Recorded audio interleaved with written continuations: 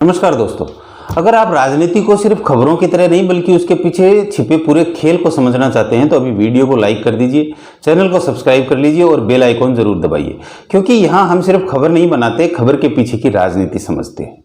अब शुरू करते हैं। पिक्चर तो अभी बाकी है मेरे दोस्त, जनाजा तो धूम से निकलेगा, लेकिन किसका, अभी देखते जाइए। दोस्तों, राजनीति में कुछ घटनाएं ऐसी होती हैं जो पहली नजर में छोटी लगती हैं, लेकिन समय बीतने के साथ वह घटनाएं बड़े राजनीतिक भूचाल का कारण बन जाती हैं। सवाल यह है, क्या राम मंदिर के चढ़ावे को लेकर उठा विवाद भी ऐसा ही मामला है, या फिर यह केवल कुछ दिनों की सुर्खियां बनकर रह जाएगा? क्योंकि इस कहानी में एक मंदिर है, आस्था है, राजनीति है, जांच है और सबसे बड़ी बात, सवाल बहुत हैं लेकिन जवाब अभी पूरे नहीं है। याद रखिए, जब मामला किसी आम सरकारी दफ्तर का होता है तो उसका असर सीमित रहता है, लेकिन जब सवाल भगवान राम के मंदिर से जुड़ जाए तो उसका असर केवल अयोध्या तक नहीं रहता, वह लखनऊ भी पहुंचता है, दिल्ली भी पहुंचता है और देश की राजनीति तक पहुंच जाता है। यही वजह है कि इस पूरे विवाद ने अचानक राष्ट्रीय राजनीति का रूप ले लिया। एक तरफ आरोप लगे, दूसरी तरफ जवाब आए, फिर सोशल मीडिया पर बयानबाजी शुरू हुई और उसके बाद जांच एजेंसियां सक्रिय हो गई। लेकिन दोस्तों, कहानी यही खत्म नहीं होती है, यहीं से असली कहानी शुरू होती है। क्योंकि किसी भी बड़े राजनीतिक घटनाक्रम में सबसे महत्वपूर्ण सवाल यह नहीं होता कि आरोप किसने लगाए, सबसे बड़ा सवाल यह होता है कि आरोप के बाद सत्ता ने क्या किया। उत्तर प्रदेश सरकार ने जांच शुरू कराई, एसआईटी सक्रिय हुई, पूरे मामले की पड़ताल शुरू हुई, मंदिर की व्यवस्था की समीक्षा होने लगी और यह संदेश दिया गया कि अगर किसी स्तर पर गड़बड़ी हुई तो जिम्मेदार लोगों पर कार्रवाई होगी।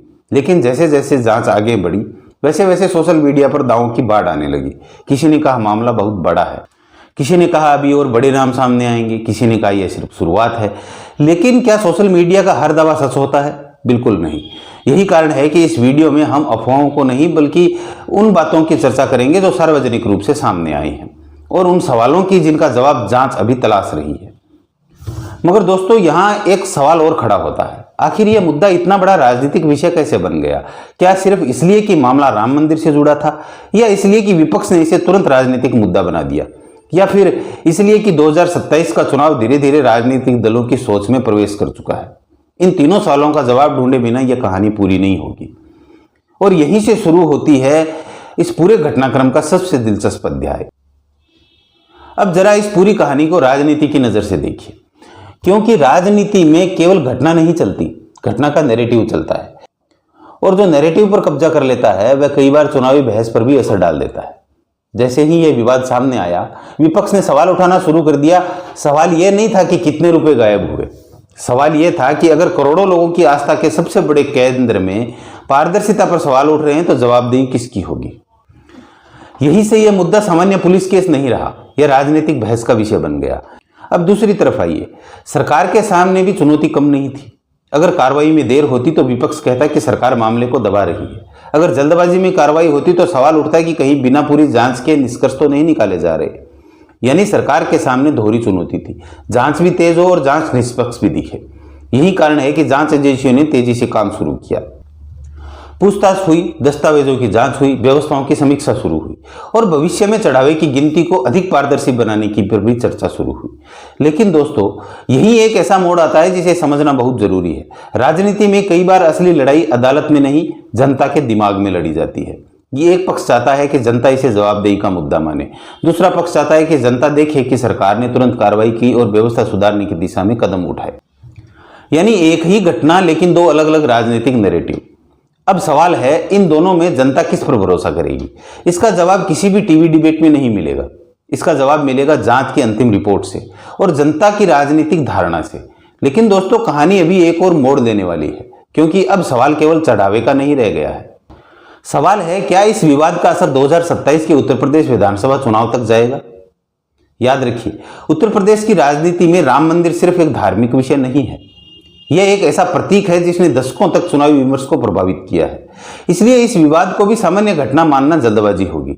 लेकिन क्या इसका चुनावी असर होगा? अगर होगा तो कितना होगा और किसके पक्ष में या विपक्ष में होगा? यही वह सवाल है जिसका जवाब हम अगले हिस्से में तलाशेंगे। अब सबसे बड़ा सवाल, क्या यह पूरा मामला 2027 के चुनाव तक जाएगा? मेरे हिसाब से इस सवाल का जवाब आज किसी नेता के पास नहीं है, किसी टीवी एंकर के पास नहीं है और शायद किसी राजनीतिक दल के पास भी नहीं है। क्योंकि इसका जवाब केवल एक चीज तय करेगी, जांच। अगर जांच यह साबित करती है कि मामला कुछ लोगों तक सीमित था तो राजनीतिक असर भी सीमित रह सकता है। लेकिन अगर जांच व्यवस्था में की बड़ी कमियां सामने आती हैं तो विपक्ष इसे एक बड़ा चुनावी मुद्दा बनाने की कोशिश करेगा। यह राजनीति का स्वभाव है। हर दल हर बड़ी घटना को अपने राजनीतिक चश्मे से देखता है। अब जरा एक और बात समझिए। उत्तर प्रदेश की राजनीति में दो चीजें हमेशा सबसे अधिक प्रभाव डालती है। पहली आस्था, दूसरा विश्वास। आस्था मंदिर से जुड़ी होती है लेकिन विश्वास व्यवस्था से जुड़ा होता है। अगर जनता को लगे कि व्यवस्था मजबूत है तो सरकार को उसका लाभ मिलता है। अगर जनता को लगे कि व्यवस्था कमजोर है तो विपक्ष उसी बात को मुद्दा बनाता है। यही वजह है कि इस पूरे विवाद में अब केवल चोरी की जांच नहीं हो रही है बल्कि व्यवस्था की विश्वसनीयता भी परखी जा रही है। लेकिन दोस्तों, यहां सबसे बड़ी गलती सोशल मीडिया कर रहा है। हर दिन नई पोस्ट, नया दावा, नए वीडियो। कोई कहता है बड़े नेता फंसने वाले हैं, कोई कहता है पूरा मामला दबा दिया जाएगा। लेकिन सच्चाई यह है कि इनमें से किसी भी दावे की पुष्टि अभी नहीं हुई है। लोकतंत्र में आरोप लगाना आसान है लेकिन आरोप साबित करना कठिन है। इसलिए हमें भी हर वायरल पोस्ट पर विश्वास करने से पहले एक सवाल खुद से पूछना चाहिए, क्या इसका कोई प्रमाण भी है? अगर है तो उसे जांच के सामने रखना जाना चाहिए। अगर नहीं तो उसे अंतिम सच मान लेना उचित नहीं होगा। और शायद यही इस पूरे मामले की सबसे महत्वपूर्ण सीख भी है, क्योंकि किसी भी लोकतंत्र की ताकत अफवाहों से नहीं सबूतों से तय होती है। लेकिन कहानी अभी खत्म नहीं हुई है, क्योंकि जांच जारी है। हर दिन नए तथ्य सामने आ सकते हैं, व्यवस्था में नए बदलाव हो सकते हैं, राजनीतिक बयान बदल सकते हैं और जैसे जैसे यह सब होगा वैसे वैसे इस पूरे विवाद का राजनीतिक अर्थ भी बदलता जाएगा। यानी आज जो सवाल खड़े हैं हो सकता है उनका जवाब एक महीने बाद बिल्कुल अलग हो। और यही वजह है कि इस कहानी का आखिरी अध्याय अभी लिखा जाना बाकी है। तो दोस्तों, पूरी कहानी को शुरू से आखिर तक जोड़िए। एक तरफ करोड़ों लोगों की आस्था, दूसरी तरफ एक गंभीर विवाद, तीसरी तरफ राजनीतिक बयान और चौथी तरफ जांच एजेंसियां। यही चार बिंदु आज पूरे घटनाक्रम को इतना बड़ा बना रहे हैं। लेकिन मैं इस वीडियो को खत्म करने से पहले एक बात साफ करना चाहता हूं। राजनीति में सबसे बड़ा अपराध केवल भ्रष्टाचार नहीं होता, सबसे बड़ा अपराध होता है जनता के विश्वास को टूटने देना। क्योंकि जब विश्वास टूटता है तो केवल एक संस्था पर सवाल नहीं उठते, पूरी व्यवस्था कटघरे में खड़ी हो जाती है। शायद यही वजह है कि इस पूरे मामले में सरकार ने भी जांच को गंभीरता से लिया और विपक्ष भी लगातार सवाल उठा रहा है। अब फैसला किसका सही है यह ना मैं कर सकता हूं ना आप। यह काम जांच एजेंसियों का है और उसके बाद न्यायिक प्रक्रिया का। लेकिन राजनीति का छात्र होने के नाते एक बात जरूर कही जा सकती है, यह मामला अब केवल एक एफआईआर या एक केस नंबर तक सीमित नहीं रहेगा। अब यह उत्तर प्रदेश की राजनीति के नैरेटिव का हिस्सा बन चुका है। आने वाले दिनों में अगर जांच में नए तथ्य सामने आते हैं तो राजनीतिक बहस तेज होगी। अगर जांच किसी स्पष्ट निष्कर्ष पर पहुंचती है तो उसी के आधार पर जनता भी अपनी राय बनाएगी। इसलिए अभी किसी भी वायरल पोस्ट, किसी भी दावे या किसी भी राजनीतिक बयान को अंतिम सच मत मानिए। इंतजार कीजिए, जांच पूरी होने दीजिए, क्योंकि लोकतंत्र में सबसे मजबूत आवाज नारा नहीं होती, सबूत होता है। और अंत में एक सवाल मैं आप पर छोड़कर जा रहा हूं, क्या इस पूरे विवाद के बाद देश के सभी बड़े धार्मिक संस्थानों में चढ़ावे और वित्तीय व्यवस्था को पहले से अधिक पारदर्शी बनाया जाना चाहिए, या आपको लगता है कि मौजूदा व्यवस्था ही पर्याप्त है? अपनी राय कमेंट में जरूर लिखिए। अगर वीडियो पसंद आया हो तो लाइक कीजिए, अपने दोस्तों तक शेयर कीजिए और अगर आपने अभी तक चैनल को सब्सक्राइब नहीं किया है तो जरूर कीजिए। मैं मिलता हूं आपसे अगली वीडियो में एक और बड़े राजनीतिक विश्लेषण के साथ। तब तक के लिए जय हिंद, जय श्री राम।